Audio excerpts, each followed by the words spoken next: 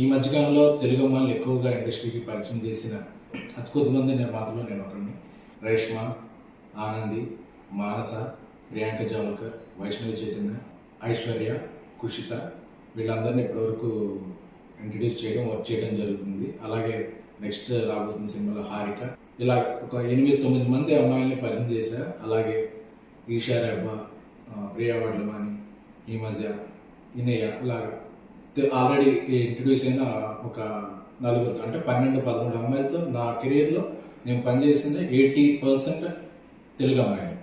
So నేను target పెట్టుకున్నా, నేను తెలుగు జర్నలిస్ట్గా నా కెరీర్ స్టార్ట్ చేశాను కాబట్టి నేను అనుకున్న టార్గెట్ ఏంటంటే ఒక 25 మంది అమ్మాయిలు, వాళ్ళు వేరే ఫీల్డ్, హీరోయిన్గా, రైటర్గా, ఆర్ట్ డైరెక్టర్గా, ఎగ్జిక్యూటివ్ ప్రొడ్యూసర్గా, డైరెక్టర్గా కూడా నాకు తెలిసిన సర్కిల్ నుంచి 25 మంది తెలుగు అమ్మాయిని నా పరంగా ప్రోత్సహించాలి, ఎంకరేజ్ చేయాలని. అంటే మనం పరిచయం చేసిన వాళ్ళందరూ టాప్కి వెళ్ళిపో